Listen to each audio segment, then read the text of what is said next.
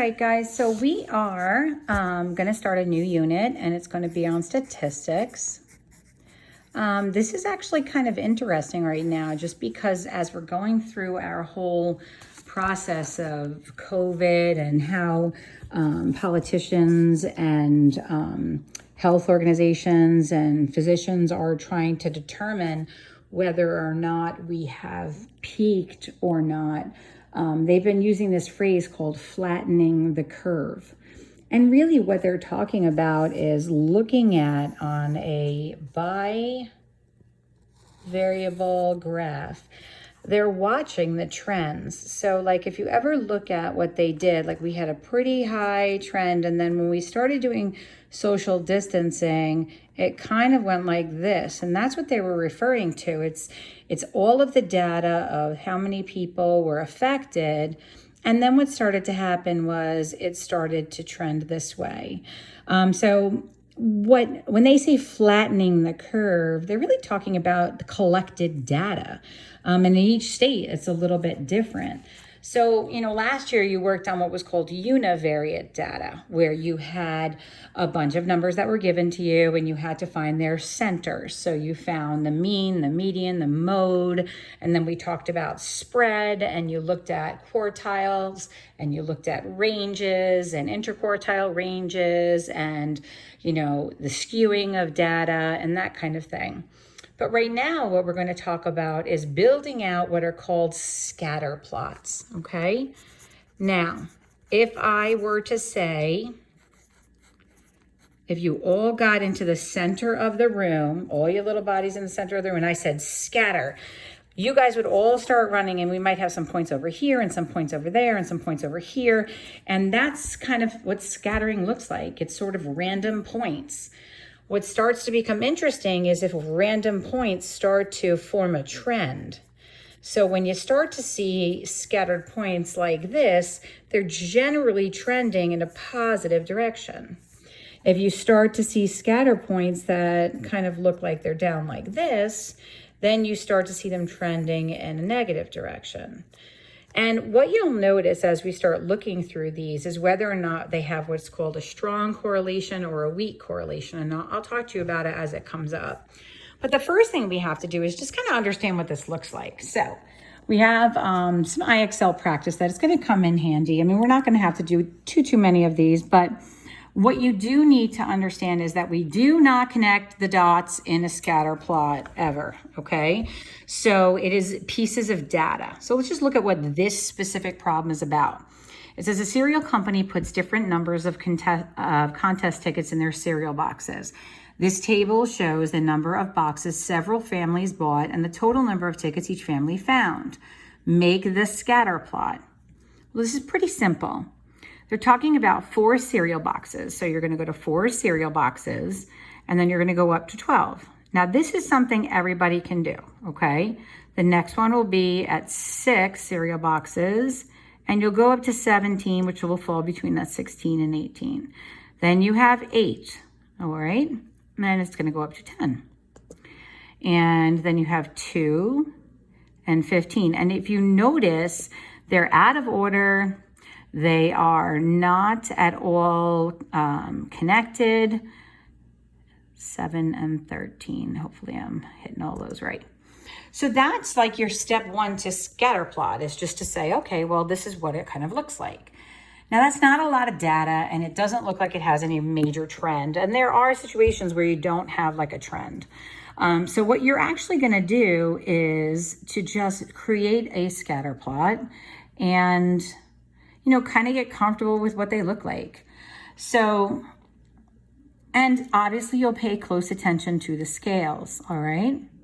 So I'll do one more here. I don't think this requires too much education and time teaching this. You're gonna go to, on this one is about, and again, remember what statistics is. It's supposed to summarize information in a way that's purposeful.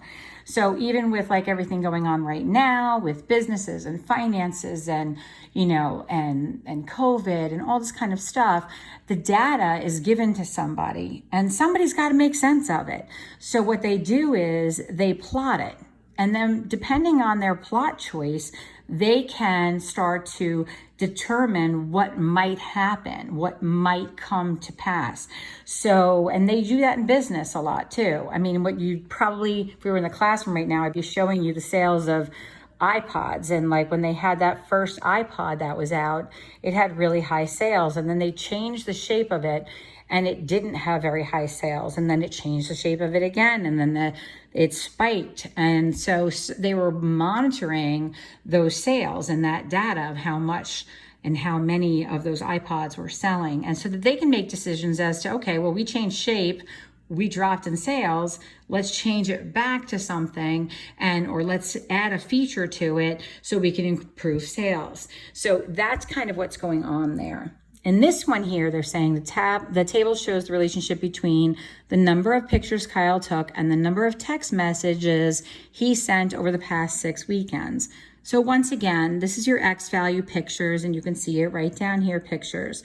Please do not ignore what we're talking about. This is Kyle's phone. These are his pictures and these are his text messages. Now, how will this data help Kyle? You would have to ask yourself, like, how would this help me if I knew how many pictures and how many text messages I did? Is it going to help me buy a plan? Is it going to help me adjust to buy a plan? Am I going to think that maybe I need to take less pictures if I'm not unlimited data? Like, all of these things kind of come into play. All right, and then we have 15 and 120. And hopefully I hit that right. And again, we're not seeing a major trend with this data either, okay? So what you're going to do is you're going to actually do 8 of these and to get them right. So you're going to do 8, all right? You're not going to go all the way up to 100. You're going to do 8 just to get a feel for it.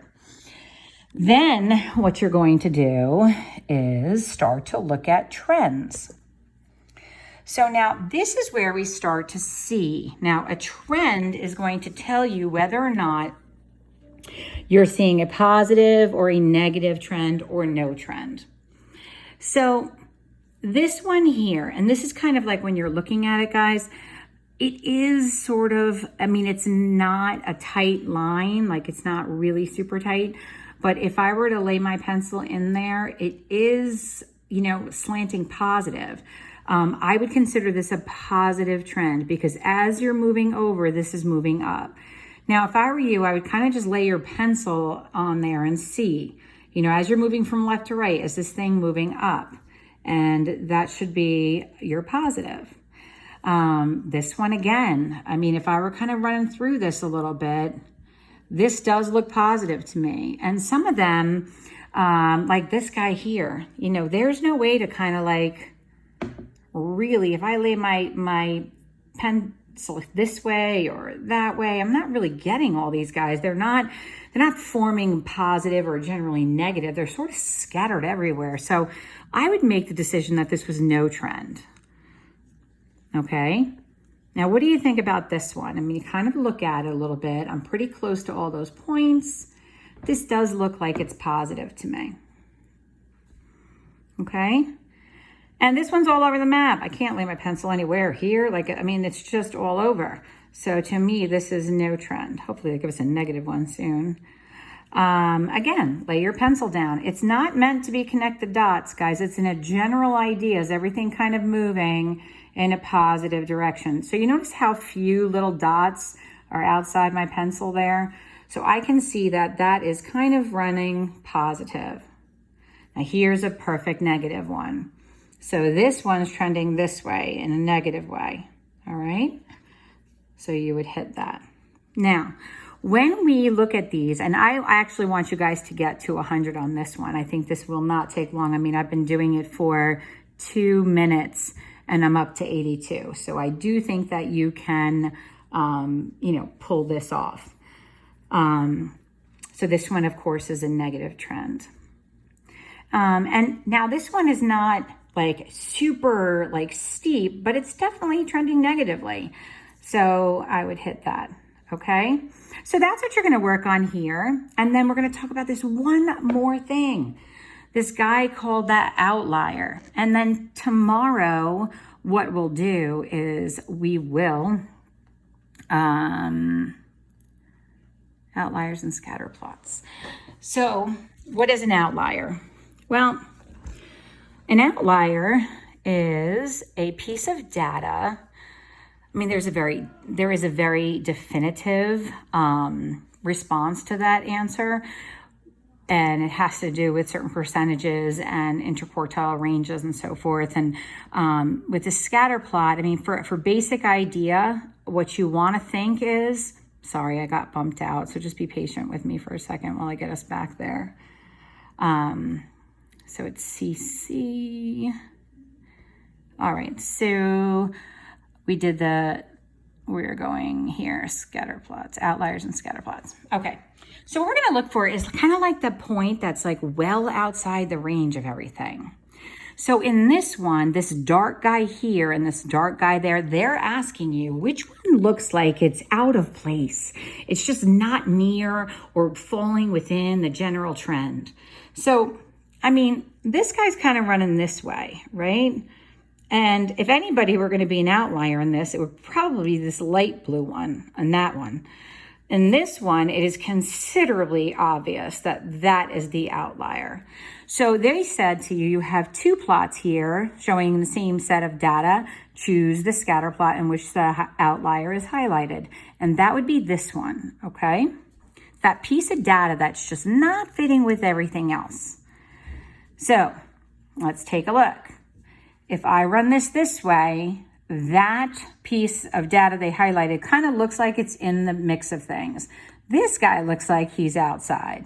And that's exactly where we're at with this. All right? And it's going to be the same story here. This guy's laying within it. This guy's out. So the outlier is really the one that is removed from the general trend. So this is kind of not even linear. It's kind of like bending a little bit, but on the bend, like as it's bending, this guy's part of it. This guy's not. So here's where the outlier exists.